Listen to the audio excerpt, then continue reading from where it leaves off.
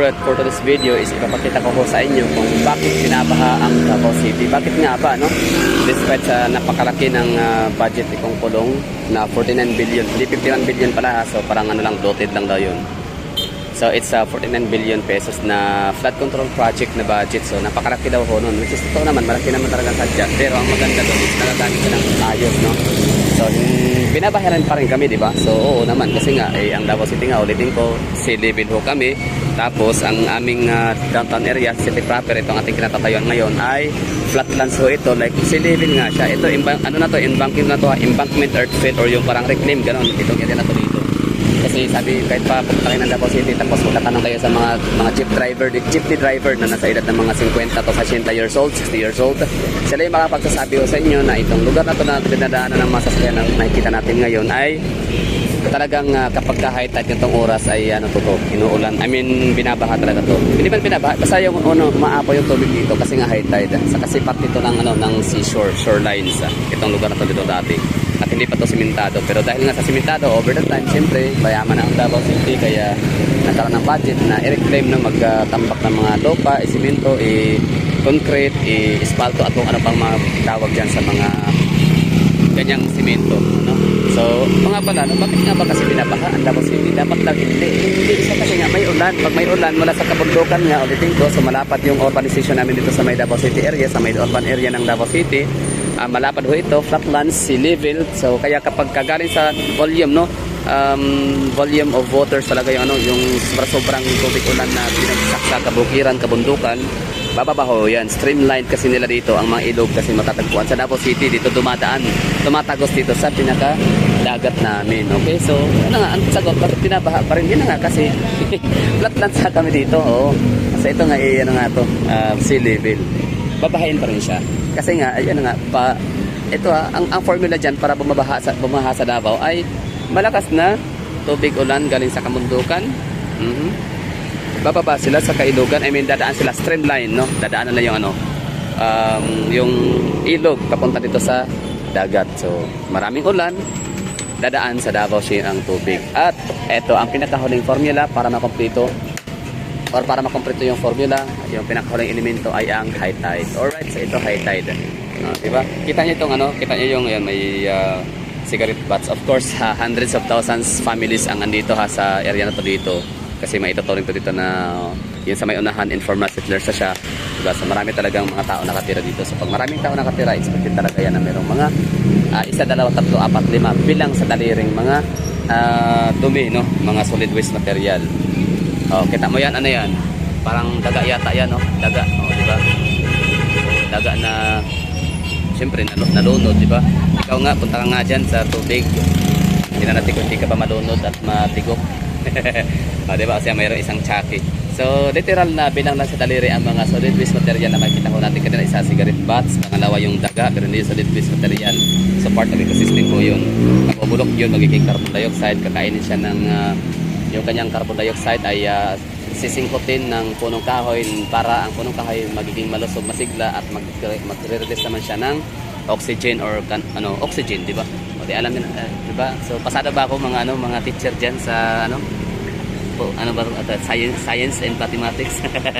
Anyway, so nga literal na bilang sa daliri yung basurang makikita natin dito sa Davao City. Sa creek creek talaga to, kanal, hindi ito ilog na matatagpuan sa bundok na walang masyadong tao. So kita mo babahayan yan, di ba? Ito to rin nating parang little tondo of Davao. Kung merong tondo sa Manila, meron din kami dito Piapi. Anong barangay ba to dito? Ayun, barangay 22 Dasi. Kung merong yan nga tondo, Mariones, ganyan sa Manila, meron din kami ditong Piapi sa Davao City. So yun nga, ilan na ba yun? Cigarette butt, pangatlo, pangalawa yung Coca-Cola, 1.5 liters. Tapos ito, yan. So tatlo pa lang. So ibig sabihin literal talaga So hindi kami nasisanungan ng mga taga Davao kasi sinabi namin yung may basura pa rin sa Davao. Hindi nga perfecto, di ba? Safeguard nga 99.9% na yung kayang patayin na germs. So meron pa rin matitirang 1%, di ba? Ano to, face mask ba to o parang tissue lang yata, no? That's tissue. Di ba? Gano'n, pwede kang, di ba? Nagme-mirror pa nga yung sa sobrang linis ng Davao Creek namin dito. Kanal ba? Kanal, creek. Hindi siya ilog, it's canal, creek. Ibig sabihin ang mga galing sa mga ang mga sewerage ba, basta yung galing sa mga gripo, sa mga pinaghugasang mga pinggan, galing sa mga pinagliguan sa banyo, dito yan pupunta lahat. Di ba? Pero ang linis, di ba? Pasangsang ba mo? Hindi naman. Kasi kung ano yun, nagaganon-ganon na kayo, no? Nagdadahak-dahak na, pero dahil wala.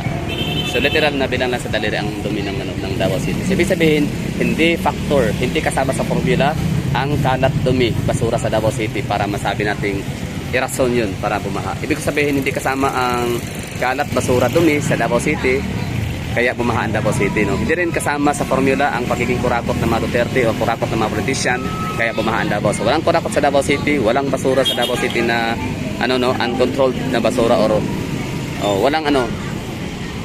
walang basura sa Davao City na kagaya sa Greater Manila.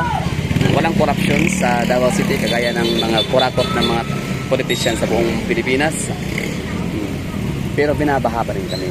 Kasi nga, yun nga, ulitin natin, napakalaking ulan mula sa bundukan, kabukiran, lahat yan babagsak sa kalupaan sa bundok area, no? Mountainous areas of Davao. Tapos yan, yung kailang stream lines. Yung stream lines, yung ilog, pag ganyan-ganyan, no? Ilog papunta sa karagatan. So, yun, Davao ang kailang dadaanan, tatagusan. So, syempre, magkakaroon talaga ng overflowing. Tapos high tide. Ito na nga. So, high tide. Dalas kita nyo to, di ba? Ang galon nila, di ba? Ando yung kasi yung dagat.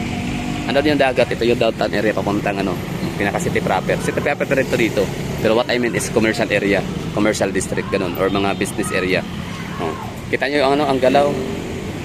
Wait lang. Ako'y na bother dito. Pero sana merong dito, no? Shout out pala sa mga taga-barangay 22 Dasi, no? So, kapitan, mga barangay council, mga purok leader, no? Mga residents, please naman. Huwag nyo naman sanang, ito, laking laking bara niyan, if ever. Although, sabi natin, nag-iisa lang siya, hindi siya enough para magbara ng creek natin. But still, no? Plastic pa rin yan. So, nakasira ko yan ng corals. Although, hindi siya makapunta ng dagat kasi meron na tayong harang na coastal road. Anyway, yun lang ha. Bakit binabaha pa rin ang Davao City? So, yung sagot siguro, natakil ko na, no? Nagmikos-mikos nga lang. So, ito yun, high tide. Walang baha. I mean, wala pang ulan, wala pang bagyo. Pero kita nyo yung tubig namin dito. Bumabalik na siya sa ating syudad sa Davao City. Hindi, di ba? Kita nyo, ang laki ng creek lang to ha, creek. Itong, alam nyo itong creek na to, ito na yung ginagamit na parang ganito rin yung, ilang billion ba yun yung kay Frasco or Golas ba yun sa may Talisay City? Kita nyo, di ba sa Cebu, yung binaha ngayon, sobrang daming patay. Feeling ko nga, mas matibay pa to eh. Feeling ko nga, mas may tibay pa to kumpara dun sa Talisay na kung saan talagang wash out, yung mga bahayan, kawawa. So sorry sa mga taga Cebu, no, na talagang crocodile infested yung inyong area, yung inyong tawag nito, probinsya, yung inyong isla.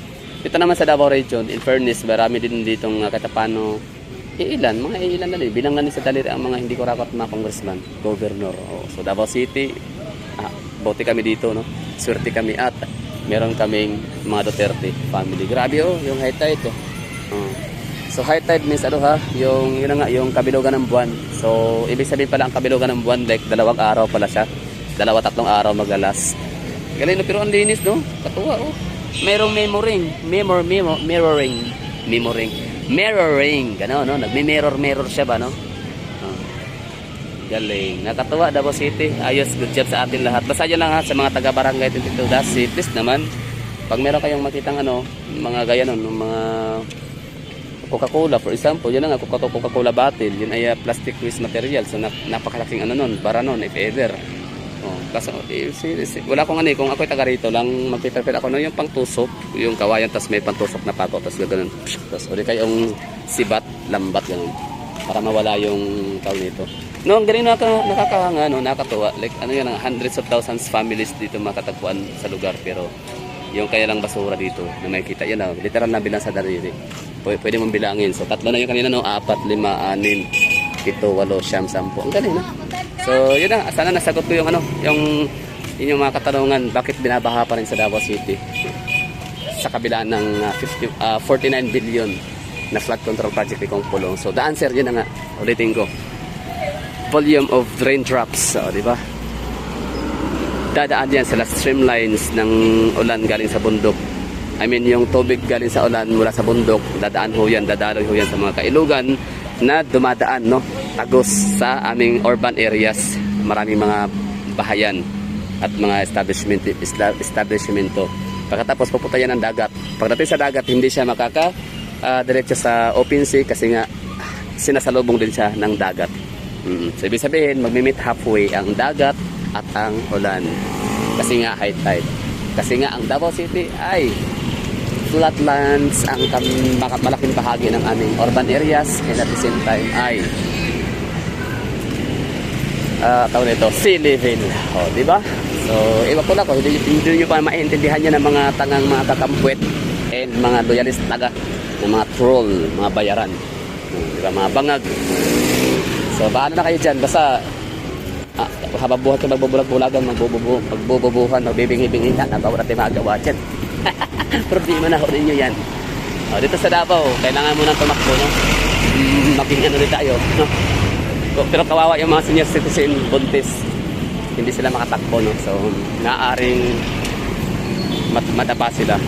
Kaya sana rin mga driver, no? Maging be sensitive din naman sa inyong mga driver dyan, ha? Pairalin ang inyong senses na kapag ka-pedestrian, gaya itong area na to, bahayan yan eh. Sa expected, may mga tumatawid ng mga bata, kaya may nasagasaan batang 9 years old na bata.